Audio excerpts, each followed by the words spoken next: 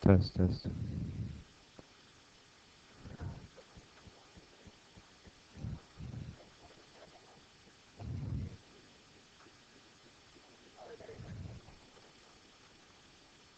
Morning, John. Oh.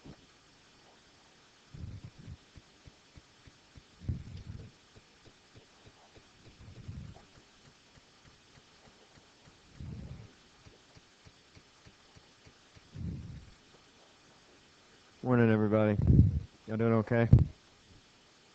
Yeah.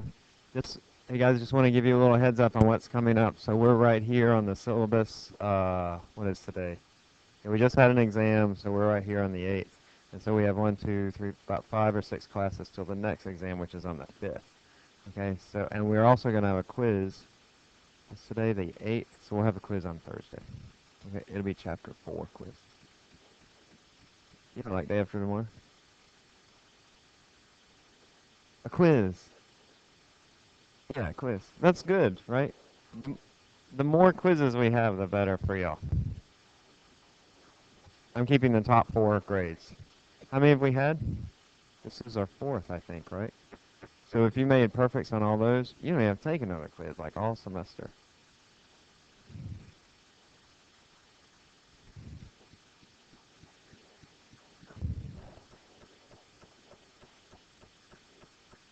No, but with the quizzes, so with the quizzes, just to reiterate, we'll probably have 6 or 7 quizzes. I'm only going to take your top 4 grades. So regardless of what it says on Moodle, I just put all of your quiz grades on Moodle. I'm only keeping the top 4. So, all right? It does help you to have more quiz grades. Alrighty? Trust me, it does help you. All right, folks.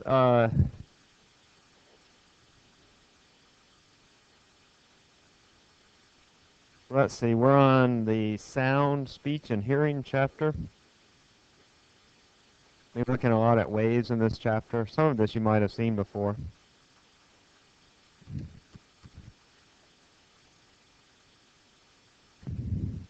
Sound, speech, and hearing. Not speed. This is chapter 4. It's the very next chapter.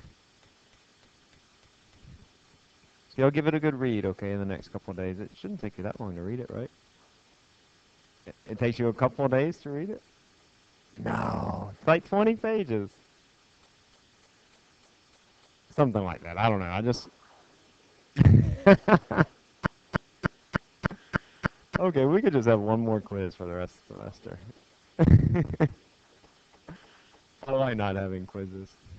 All right, it's good for you, trust me. Even if you think it's not good for you, it is very good for you to have more quizzes. So if I spread them out more, we just wouldn't have as many, and then I wouldn't drop as many grades. So it's good for you.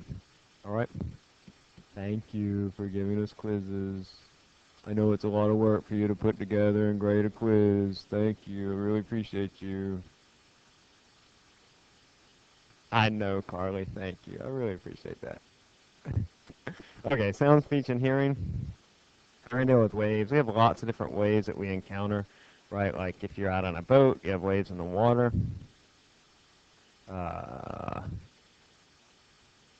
We have sound waves, which are very similar to the waves that you encounter in water. They act a lot the same. Light waves, which we'll have a whole chapter on light waves later. Slinky, rope, and then sometimes you overdo this. You take a pencil, you do it back and forth like this, and it looks like there's a wave in it. You ever do that? It looks like the pencil's made of rubber. Yeah, that's sort of like a wave too. It's periodic motion. Oh, look at this. Broken pencils. Pointless. You need to sharpen that thing. Right. Okay, so slinky, rope. Waves are periodic. Anything that's periodic we'll refer to as a wave.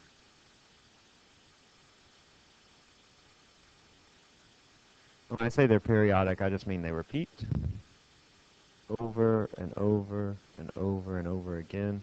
And they're called periodic waves.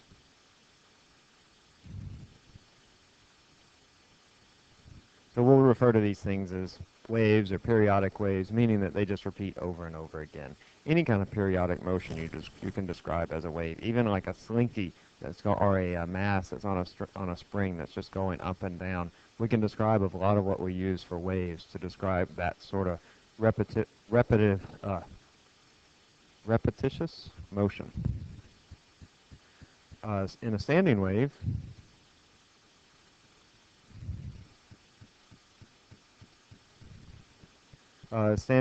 the wave travels back and forth through the medium.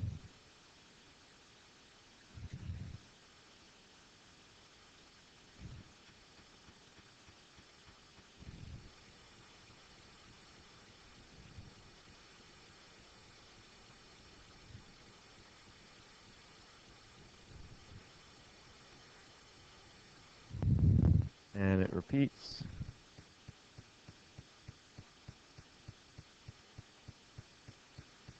So, like, for example, if you're standing in your yard and you have a rope, right? You have a rope like this, and then on the rope you go like this. You do up and down on the rope. You've ever done this with a rope?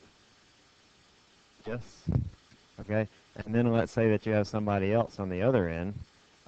You can create this standing wave. It looks like the wave's not moving, right? Because the rope is just staying where it is. But you actually have a wave that travels up and down the rope, up and down the rope. A similar thing occurs on guitars. Anybody play guitar? Nobody plays guitar? I want a guitar string, right? If I can draw a guitar. Hey, that's not bad. All right, on a guitar string, you have a guitar string, and when you pluck it, you generate a standing wave. And depending on the size and the shape of the guitar string, you'll get different sounds out of that string. All right?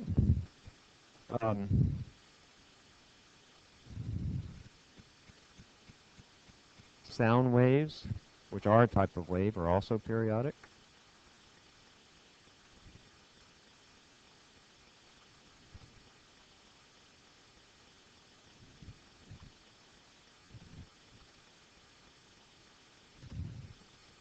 So we can have different types of periodic waves, like, for example, a musical note. Okay, carry on. Which is periodic. You can also have different sounds like clapping. That's a sound. And that doesn't sound periodic, but it really is periodic. So the wave that a clapping sound generates repeats over and over again. Now, only for a short amount of time, but it still is a repetitive motion.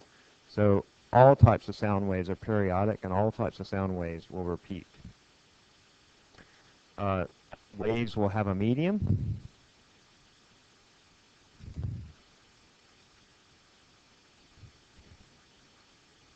They need a medium through which to travel.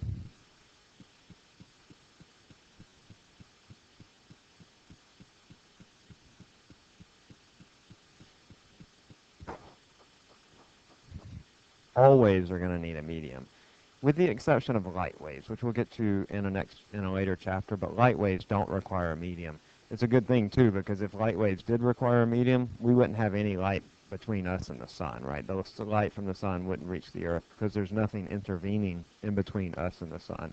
But sound waves require a medium. Right now there's sound traveling in the room, and it's only traveling because of the air that's in the room. And it causes the air to move back and forth, much like the rope. When you move it up and down, that medium compresses and decompresses, compresses and decompresses, causing the sound to travel from one place to another. So waves always require a medium.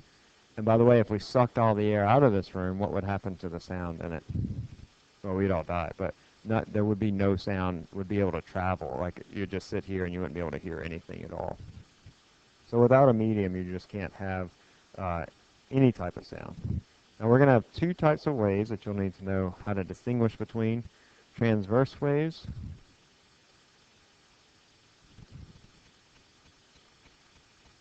and longitudinal waves.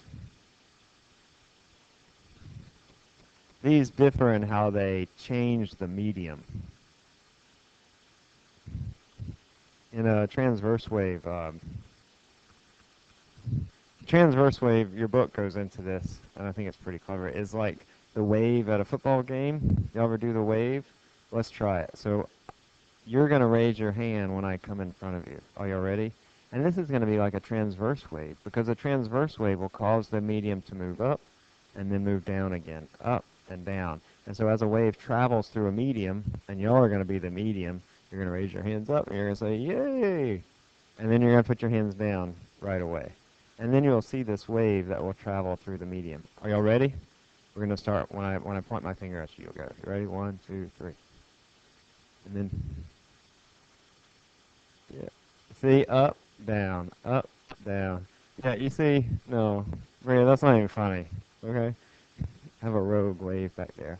So a transverse wave causes the medium to move up and down.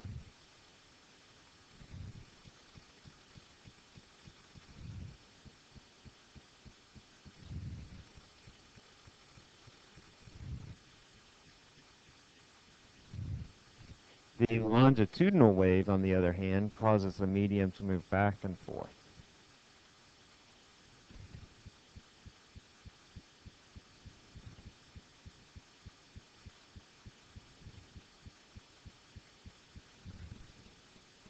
So in contrast to the longitudinal, or to the transverse waves, like if we were to do the wave instead, I'm not going to make y'all do this, but just consider, for instance, that instead of putting your hands up and down, when I was right here, like these two rows would just lean across and hug one another. Did y'all want to do that? Do you want to hug? No, okay. Like you would hug, and then you would let go, and then you would hug. Do y'all feel you want to hug? You do? Go ahead, Mariah.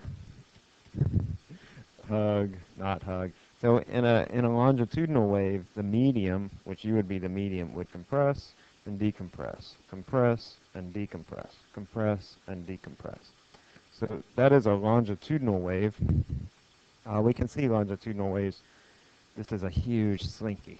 Now in a slinky, you can have transverse waves as it moves up and down, but we can also have a transverse wave. Marissa, will you grab this end? You sort of stand right here and just sort of hold it still right there. Sort of grab it there. Yeah. So if you can't see, stand up. Just set it on the floor. I can compress down here. Can y'all see back there, Shelby, at all? Okay, if I compress right here, you see there's this compression that moves through the spring. Y'all see that? If you watch the little orange tab, you can see how it moves back and forth. And then also notice that the compression moves up the spring and then it moves back. And I can change the speed of it. I can change how quickly it goes by compressing more or fewer of the rings, rings in the spring. Thank you, Melissa. All right. So that is a longitudinal wave. We don't see those as often, but actually it turns out that sound is a longitudinal wave that causes the medium to compress and decompress. Let's see, I have a little video I want to share with you. This is from Veritasium. Pull it up here. And he's talking about a spring and sort of how a spring drops. It's interesting in the sense that it's not directly related to what we're doing, but it's talking about springs and how waves travel in springs and waves travel in a particular medium. So let's watch it. It's just a few minutes long.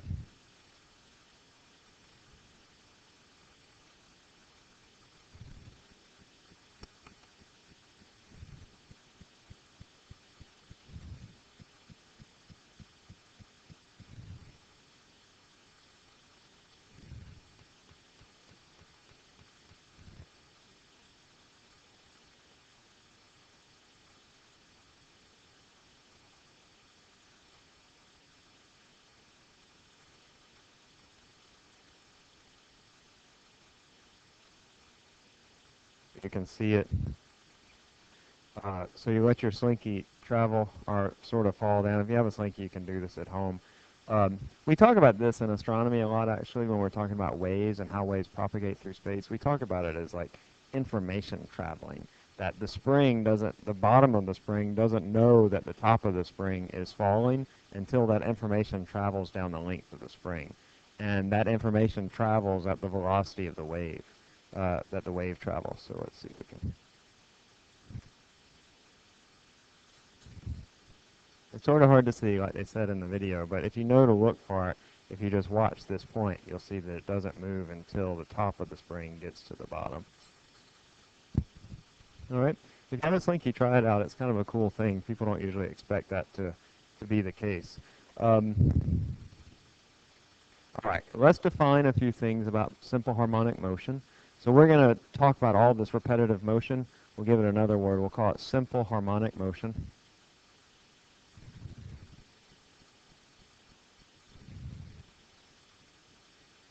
Also periodic motion, as we've already called it. Just something that repeats over and over again. We can define a few things. We need to define the equilibrium position.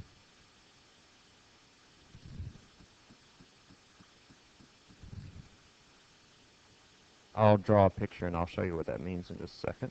The amplitude. The amplitude is your maximum displacement of your medium.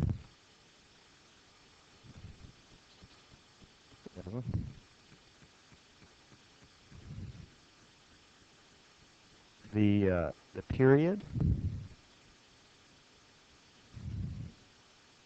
The period is our time for one oscillation.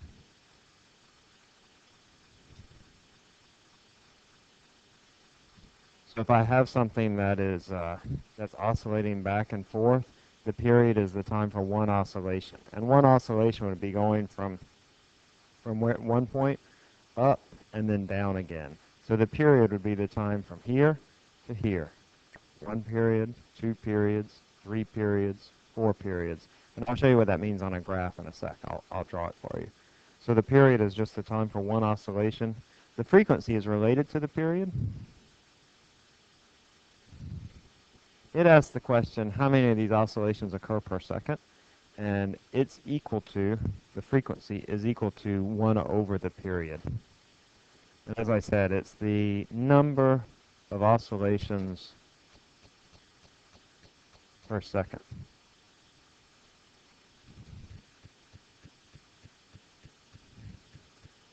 We sort of know frequency intuitively. So which of these sounds has a higher frequency? Or something like this. Which has a higher frequency, the first or the second? The second has a higher frequency, and that's how we use frequency in a sort of tongue-in-cheek way. The frequency says, how fast is it moving? All right, but mathematically, it's actually the inverse of the period. And you think about those two sounds. Here, the period is long. You have a big period, and here, the period is short, where the period is the time between snaps. Or if you think about this, the period is the time for one complete oscillation. 1, 2, 3. If you make it go faster with a shorter period, if you make t smaller, that means you have a higher frequency or a bigger frequency.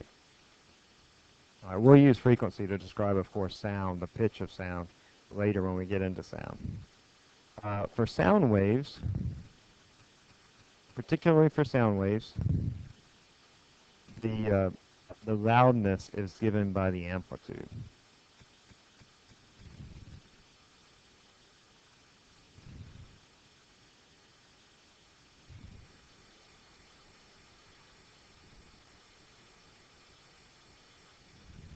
All right, so let's step back and we'll think about that equilibrium position. So let's say this is my spring and it's just sitting here. It has a net force of 0. That means that there are forces acting on it, but it's not moving. It has an equilibrium position. This is its equilibrium position. But then if I displace it by a certain amount, then it goes away from that equilibrium position. The amount that it goes away from that equilibrium position is called its amplitude. So notice that I can pull the spring just a little bit away from the equilibrium position, and that just makes a really quiet sound. But if I pull it really far away, obviously it's not making a sound, right? But in sound waves, it's a similar thing. If I displace it a lot from the equilibrium position, like at a rock concert or whatever it is that you might go to, then you get a lot of displacement, a big amplitude, and so then that's going to be a very loud sound. Okay? We'll see that again, and we'll look at it in more depth. But Also, with sound waves, our pitch is given by our frequency. And we'll play with like a frequency generator probably next time. But our pitch is given by our frequency, right? You can have high frequencies or low frequencies. Right. High frequencies, low frequencies. Can you do that? It took me a lot of practice to do that. High, low, high, low. Can you do that? Just give it a shot. It's not that easy actually. Yeah, it's like rubbing your belly and patting your head at the same time. All right. So you can have high frequencies or low frequencies. High frequency means you have a big F. Low frequency means you have a small F, a small value for the frequency. And for sound, the pitch is given by the frequency. Also for sound, we can have wavelengths.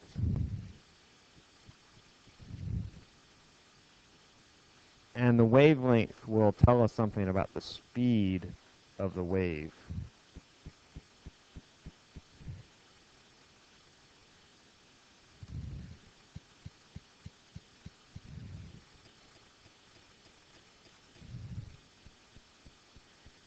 The speed of the wave, if I have a wave that's traveling through a medium, the speed is going to equal to the frequency times the wavelength.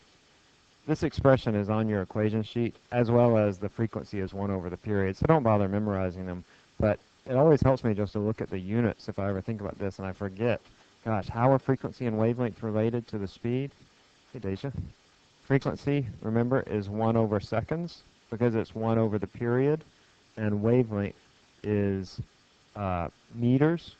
Wavelength is, well, I'll show you what wavelength is. It's basically the distance between peaks. So if I imagine my wave,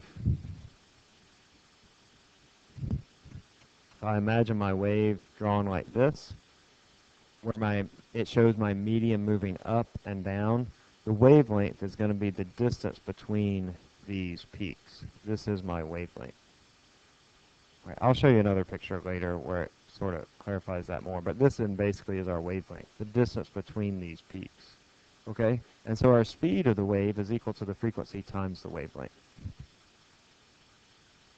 Units here are 1 over seconds, meters, and that gives me meters over seconds, which is the unit for speed. The speed of a wave does not depend upon the pitch or the loudness.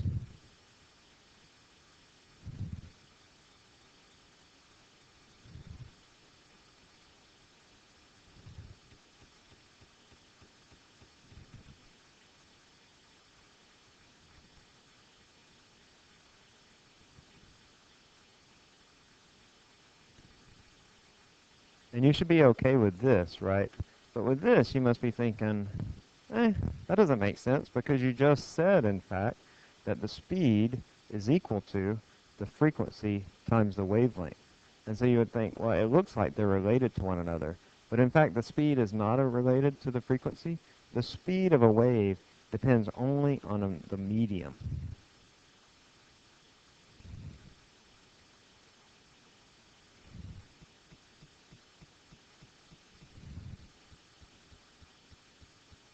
So a wave will travel through one medium with a certain speed, and then through another medium, it'll travel with a completely different speed. Okay? So the speed depends only on the medium. So a high-pitched speed, or excuse me, I don't know where to stop there. So the speed depends only on the medium. Let's watch a little video. This is from Khan Academy, but they give a pretty good explanation of waves and sound, sort of what we've already seen. But let's just do it for a little bit of review, and then we'll have a few clicker questions.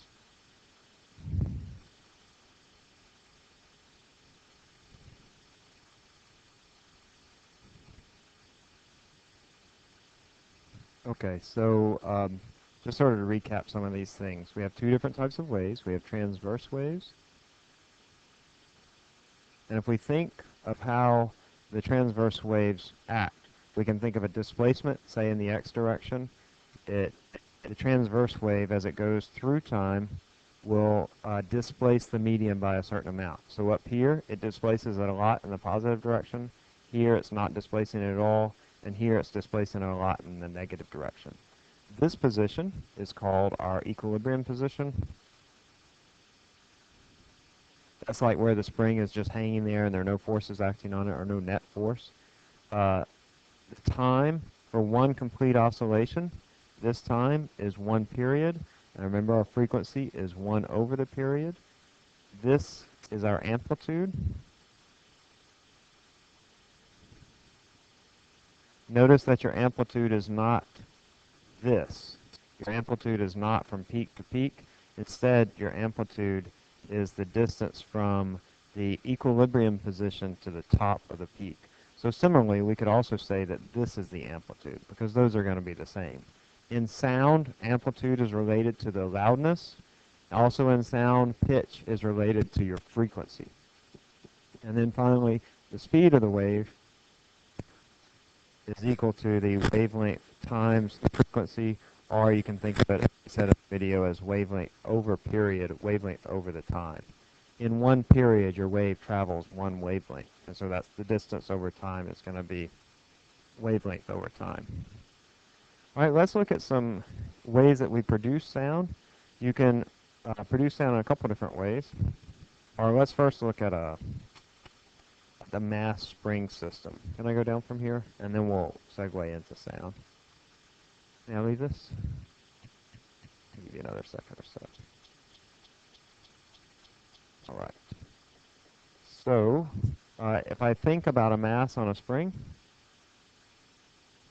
it's a lot like the slinky. It's, there's no mass on this per se, but it is a lot like a mass on a spring because the spring has mass. It will oscillate at a certain frequency.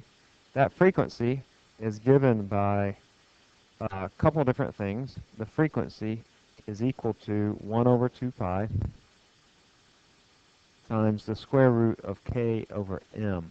Here, k is our spring constant.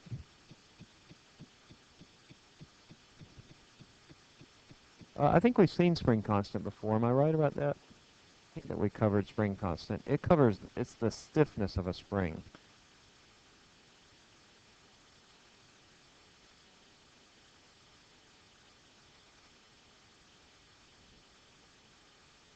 Yeah, so the spring constant, if your spring is really weak, kind of like a slinky, your spring constant is going to be really low. But the spring constant, say the springs on your car, has a really high spring constant. The spring constant describes, if I stretch the spring out, how much force does it impart back upon me. So like your car springs on your car, underneath your car, they impart a very large force for just a small displacement. And something like a slinky is a very small force. So it's just the stiffness of a spring. How stiff is it? More stiff, bigger K. Less stiff, lower K. Also notice that if I increase the mass, so if I increase K, then that increases my frequency. Or rather, if K increases, then frequency increases. On the other hand, if my mass increases, then the frequency at which this will oscillate decreases. I know this isn't really related to sound so much, but there's a very similar thing for sound, a very similar expression for sound. So let's just go ahead and show that. For sound, for a vibrating string, for example,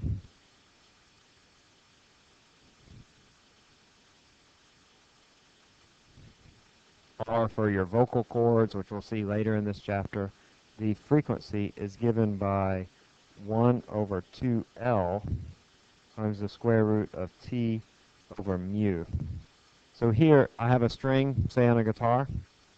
T is the tension in the string. Mu is the mass density.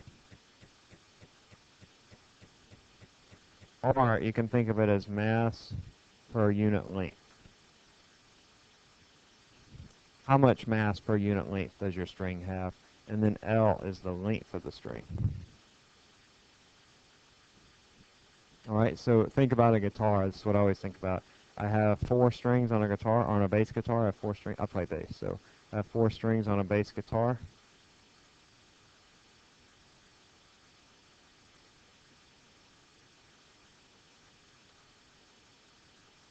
The top string is the lowest string. It's going to be not only really wide string, but it's also going to be a long string. And then the bottom string is a higher pitched string, and it's going to be shorter, and it's also going to be thinner. So you've seen the strings on the guitar, right? You've seen the strings on a guitar? The top string on a guitar, which is your low string, is really fat. It's a really big string. That's the lower pitched string. And so which of those would describe which of these variables? If I have a really big string, which of these, T, mu, or L, is different for that? Which of those describes how big that string is? What is it? Mu. That's your mass density. So on a guitar, the top string, which is the lowest pitch string, the lowest frequency, it has a very large mass density, and that's why it has a lower pitch. And then also, if you tune a guitar, you have those tuning keys on the top of a guitar. It allows you to change the pitch of the string. If I tighten the string, what's going to happen to my pitch? It's going to go up. And so when you tighten your guitar string, and if you loosen it, it goes down in pitch. And so that's, of course, changing the tension in the string. And then the length of the string, if you ever look closely at a guitar, the top string, the low string, is an inch or more smaller than the bottom string. That's not true on all guitars because you can change the tension to account for the differences in length, but often it is true that your lowest string is your longest string, especially on bass guitars. All right, we'll see later when we get into the voice that this also applies for our vocal cords, that they have a similar relationship, and that's how we produce different pitches by either changing the tension or just changing the tension in the vocal cords. But also we'll find that the pitch of our voice is dependent upon the length of our vocal cords and the mass density. It also has to do with the size of your neck and your vocal box. All right, let's try a few questions.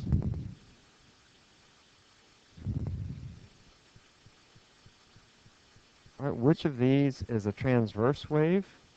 Is it a sound wave, a water wave, a compressional wave, or a longitudinal wave? Or are all of these transverse? Think about what is a transverse wave, what defines what a transverse wave is, and then which of these, A, B, C, or D, or is it all of them, is a transverse wave?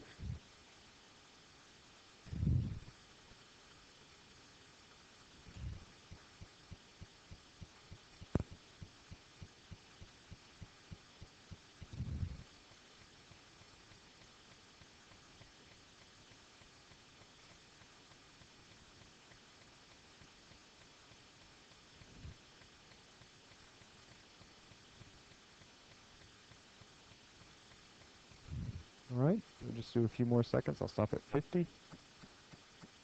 Just guess if you're not sure. All right, let's see. So let me put E. The right answer, though, is B, that it's a water wave. A sound wave is what type of wave? It's not transverse, it's what? Longitudinal. And then another name for longitudinal is a compressional wave, because the longitudinal wave causes your medium to compress, right? You guys hug, then you let go. You guys hug. It's like the medium is coming up closer together, and it's compressing. So a longitudinal wave is also a compressional wave.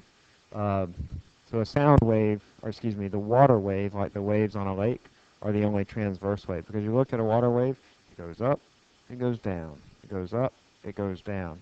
So the only transverse wave is the water wave. Let's try this one. If the period increases, then the frequency does what? If T goes up, what happens to F?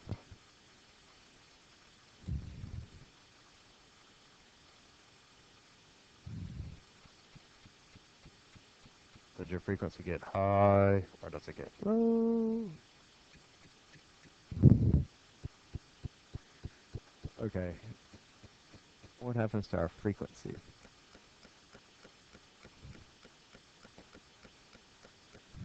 All right, I'll stop at 40 seconds. 40.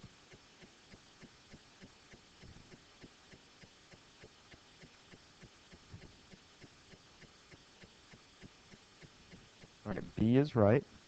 Remember, our frequency is 1 over our period. So if T goes up, this is an inverse relationship, that means that F goes down. So if the period increases, that means my frequency would decrease. The period of a wave is 2 seconds. What is its frequency?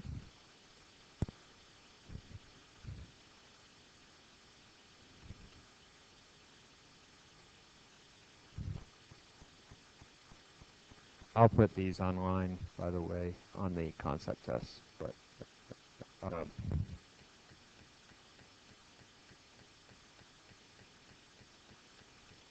all right, I'll stop at 35, 35.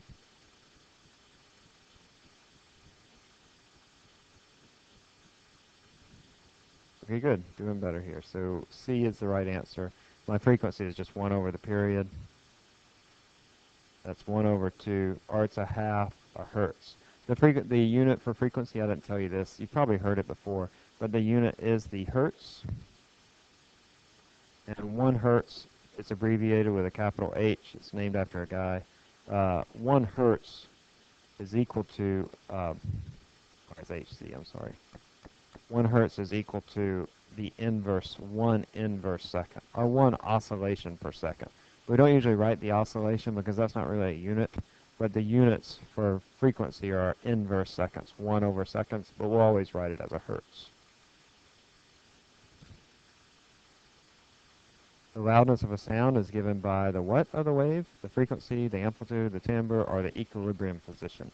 Which of these gives the loudness of a sound?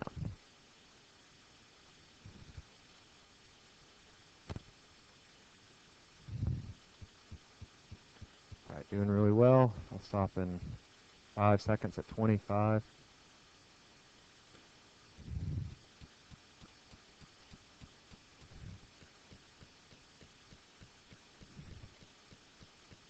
Okay, good. B is right. Amplitude.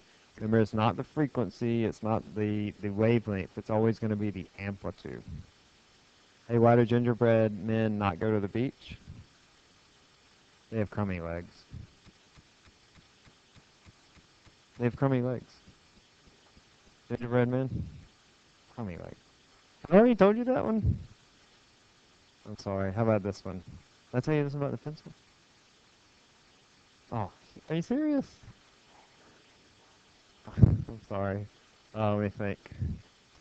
Oh, I don't know if I've told you this one. What's the worst thing about living on O Street? Oh, you remember that, right? Okay.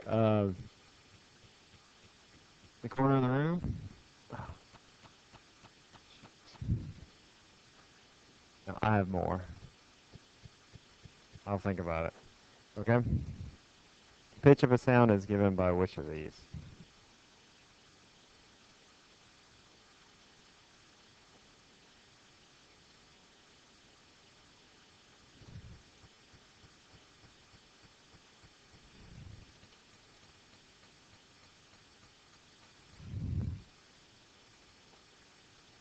All right, I'll stop at 25.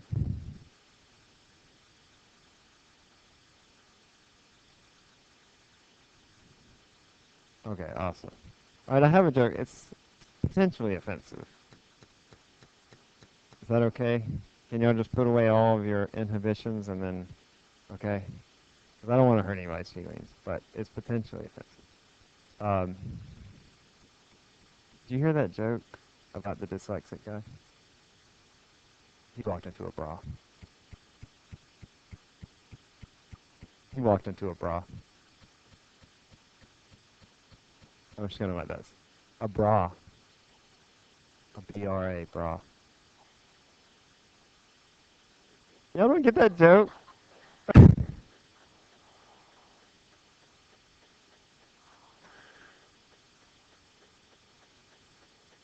was funny. Okay.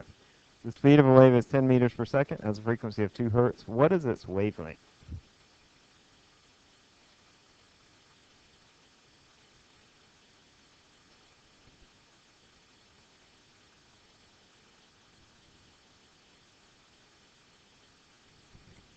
in case you didn't get that last joke, like sometimes dyslexic people, they mix up their letters, get all jumbled up in their mind.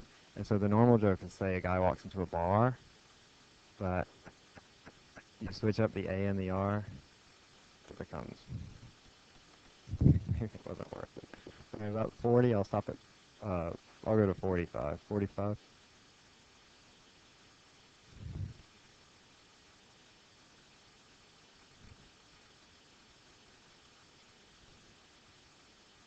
Okay, good. A is right. Remember, our speed and our frequency and wavelength are all related by this. So if our speed is 10, our frequency is 2, that means our wavelength has to be 5. So a couple more. What is the wavelength of this wave? It has a velocity of 10. Its period is 2 seconds. What is its wavelength?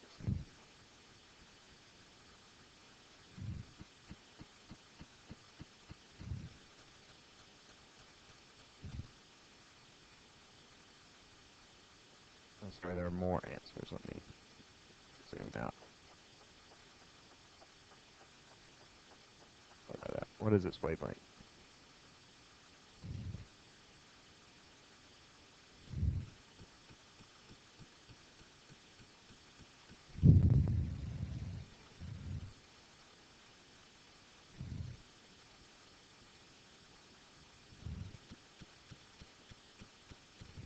All right, I'll stop at 55. 55.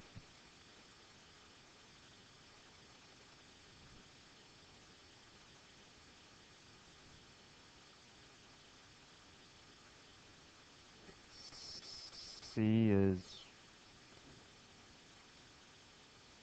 No. All right, so look, our velocity is 10.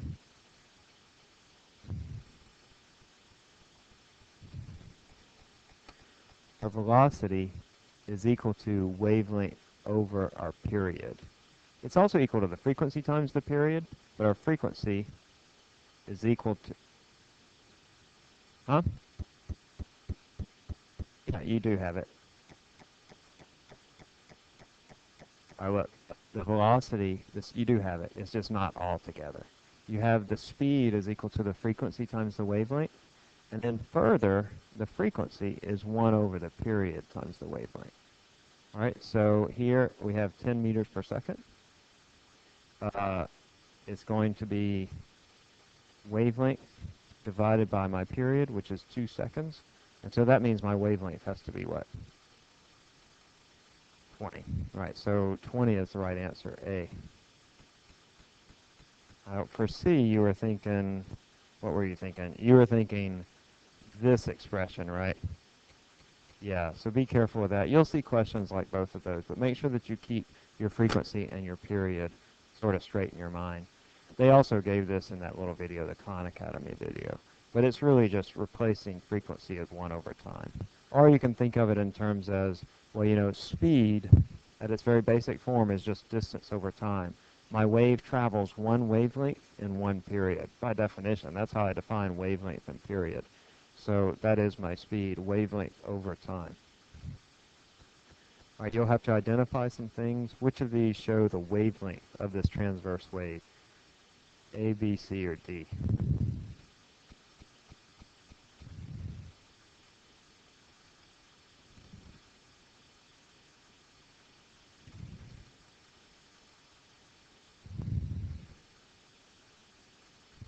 Yeah, you can't see it. Which of these show the wavelength? A, B, C, or D?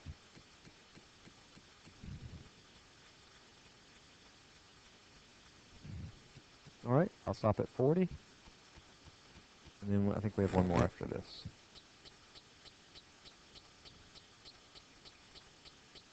Okay, we're sort of all over the board here.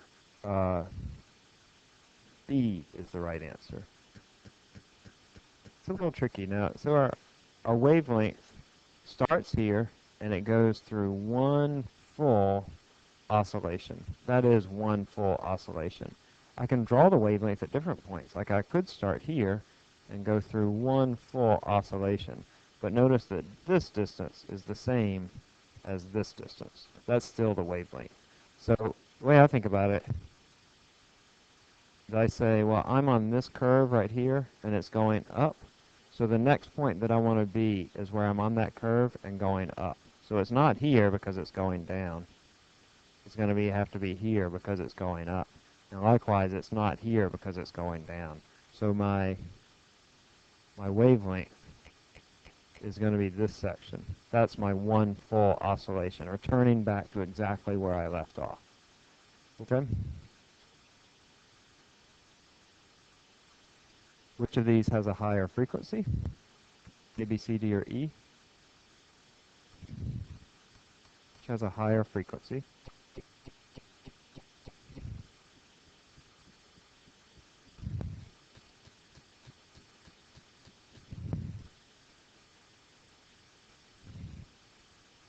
All right, I'll stop at 23.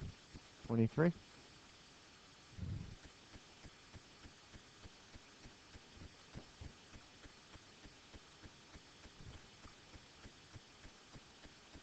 Okay, good. A is right.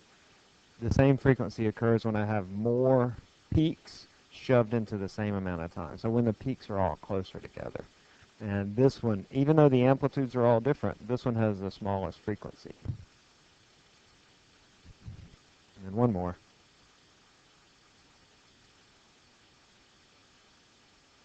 A mass oscillates on a spring with a frequency F. If you increase the stiffness of the spring by 4, what is the new frequency?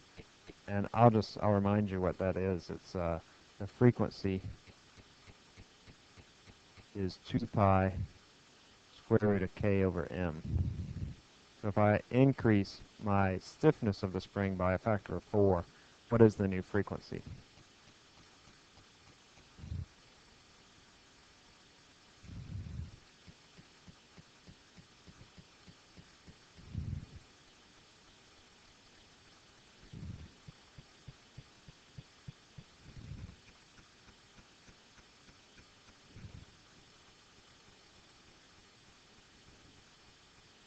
All right, I'll stop at 53.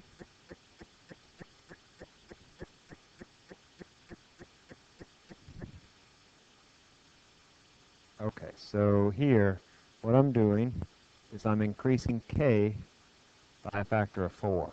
Notice that k is under that square root. Yeah, the stiffness is k. And if I increase that by a factor of 4, my k is under the square root, so I'm going to get a factor of 2 over here, right? Because 4, the square root of 4 is 2. So that is D. C and D. Yeah, you just have to know that I take the square root of that 4. Make sure that you can do those because you'll certainly see some questions. We have a couple of different expressions that have these square roots in them, this chapter, so make sure that you're okay with that. What, by the way, if I increased M by a factor of 4, how would that affect F? If I increased M by a factor of 4, F would increase or decrease by what amount? By how much? 1/2 is right, yeah. So if I increased M by a factor of 4, I'd have 1 over 4 under the square root, which is 1/2. All right? Bunch of 2-year-olds out in the courtyard. One day I looked out my window and they had about 8 little kids sitting on one of those benches out in the courtyard. You know those metal benches? They're all shoved in. All right. Let's see here.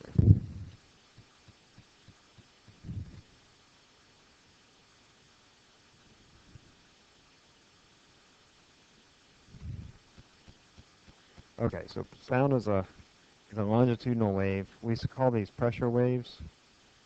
We've already sort of seen this, but let's just reiterate. A pressure wave, sound is a longitudinal wave.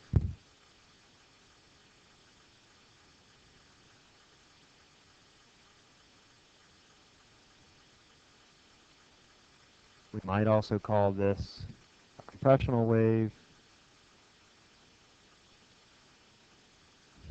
or a pressure wave. Those all mean the same thing. They mean that the medium compresses, decompresses, compresses, decompresses. So this causes, because it's a compressional wave, you have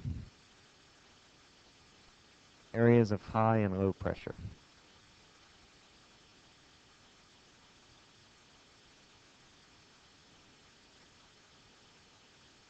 in the medium. Remember when I'm talking about pressure, we defined pressure before in chapter 3 or whatever, but pressure is just our force per unit area.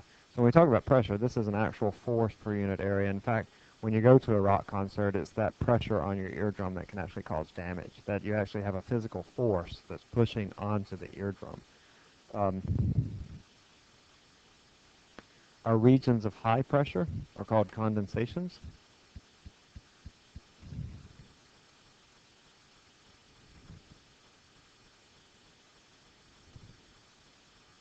These are called condensations. That's where the medium is condensing, it's coming together. And the regions of low pressure, these are called rarefactions.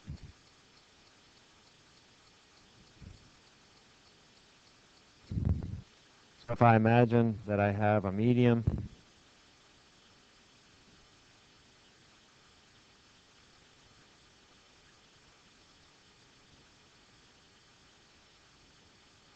these are like collections of particles.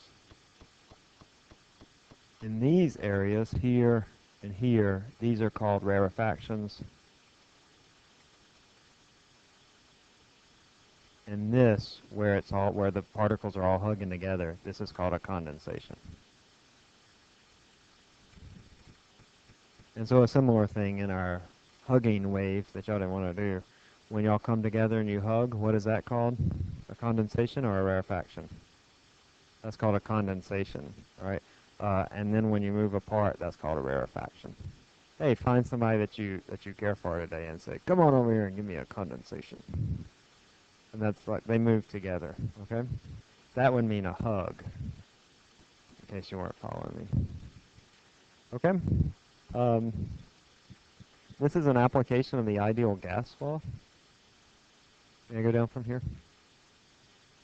Yes? Okay. Application of the ideal gas law. We've seen the ideal gas law before in the last chapter. It was the PV equals nRT thing. Although in your book he gives a different writing of the ideal gas law in this chapter. I don't know why. He gives it as PV equals nKT. You've probably encountered both of those in high school, but they mean the same thing. It's just how you define what is N. This is number of moles, this is number of particles. And then when you do that, it changes the constant. Don't worry about that. We're just really looking at the relationships between the different quantities. But it's an application of the ideal gas law. That is, the application is that the pressure increases in the condensations.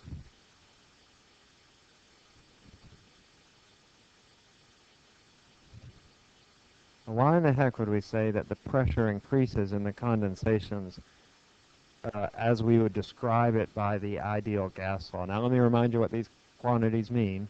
This is the pressure, this is the volume, this is the number of particles, this is a constant, and then this is the temperature. How would you describe from these relationships that when you have a condensation, the pressure will increase? What happens physically in that area when you have a condensation? What happens? Which of these quantities will increase or decrease? You know, we're getting an increase in pressure, but which of these quantities, V, N, or T, will increase in a condensation? Is it V, N, or T will increase in a condensation? N increases the number of particles, right? That is a condensation. It means you get a bunch of stuff condensed together. So the pressure in a sound wave increases in the condensations simply because N increases, where N is the number of particles.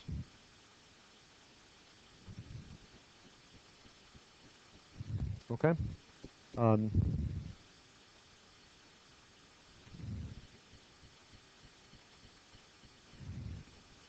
Sound can also travel through solids and liquids.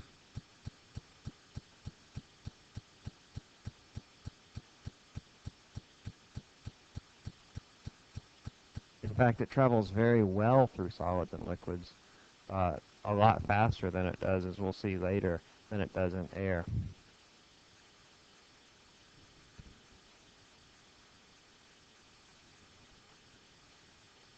But we don't call these pressure waves.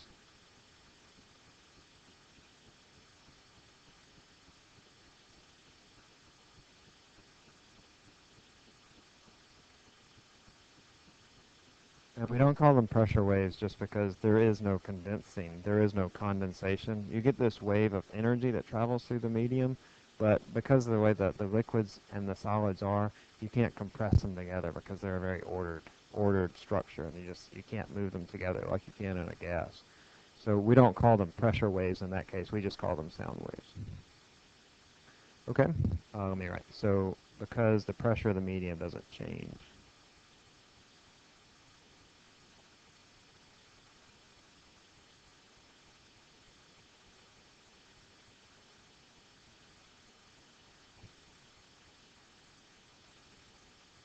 All right, just a couple more things, and then I'll hand your exam back in a few minutes. Okay, so the speed of sound. There's several things about the speed of sound that your book covers.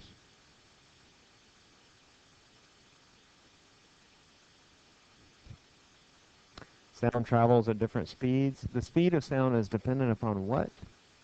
What is the speed of sound dependent upon? Only dependent upon this, in fact. Is it dependent on the amplitude? No, it's not dependent on the wavelength. That's a good guess. The what? The medium. The speed of sound is only dependent upon the medium. And remember, Morgan and everybody else who was thinking wavelength or frequency, that if you change those things, it doesn't change the speed of the wave.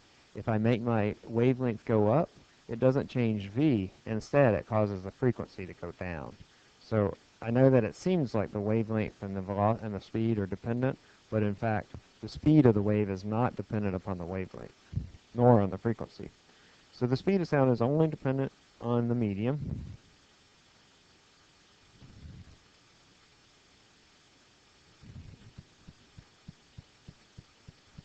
Oh, somebody got hurt out there. Y'all hear them crying? You gonna tell them to shut up? Shut up all that crying. Oh, maybe that's what we mean. All right, so despite the fact that we have this relationship where it seems like V and lambda are related, but in fact they are not, if the wavelength goes up, that just means that the frequency goes down. The speed of the wave is unaffected. Okay, so the speed of the sound is only dependent on the medium. The speed depends on the elasticity of the medium.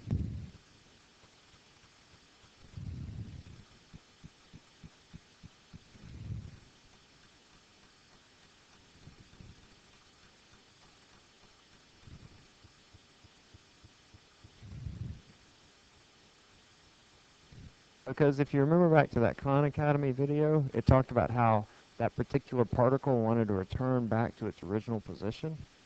The speed at which it returns back to its original position will dictate what is the speed of the wave. If it returns back to that original position really quickly, then it's going to travel through that medium really quickly. If it takes a long time to return back to that original position, then it's going to travel more slowly. Let's try a little question. Which of these is the most elastic?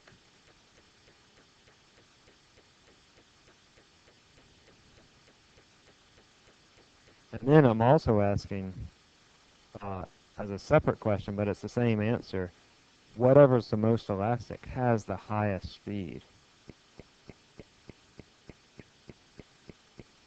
Right? Is it A, solids, B, liquids, or is it C, gas? Which of these is the most elastic? And then finally, are also the same answer, whichever is the most elastic. It will also have the highest speed of sound. Remember, elasticity describes that if I displace a molecule from its position, how much does it want to go back to that back to that position? It might be a little bit different than how you think of as elasticity, but if I displace a molecule within the material, how much does it want to return back to that position? So which of these is the most elastic? Okay, we're sort of all over the board here, so let me help you out. Look, I have gas, right? I have gas in this room. If I wave my hand, like if I do like this, the gas that was there is now over there. How much does it want to return back to that position? Not very much, right? Water, if I do the same thing to water, if I wave my hand around, my hand sort of moves a little more difficulty, with more difficulty. And is there less or more tendency for the liquid to move back to its original position? There's more tendency, right? And then a solid, like if I thump it, I'm actually disturbing the molecules on the surface, right? Uh, how much do they want to return back to their original position? I mean, just answer it in your head. And then whichever of those has the greater tendency to return back to its original position will be the one that has the greater elasticity. And then also will be the one that has the greater speed of sound. So let's try that again. Y'all just, okay, good. A little bit better there. You can ask your neighbor if you like. No, you don't want to? Okay. All right, I'll stop then. You are kind of ornery today. Is everything okay? Bad week. Gonna be okay. Okay, so A is the right answer here, the solid. And in fact, solids have a much greater elasticity. And you're thinking, elasticity, like a rubber band? I can't bend a solid as easily as I can a liquid. But that's not really what it's asking. It's asking, if I move a molecule from its position, how much does it want to return back to that? And in fact, with a solid, it's very difficult actually to move a molecule. That's because its elasticity is very, very high. And that's also why the speed of sound is a lot faster in a solid than it is in a gas. Many times faster than it is in a gas. All right, I'll hand back your exam. Let me stop this. And I'll go ahead and pull up the key, so if you want to copy down the right answer. But it's on the website. For audio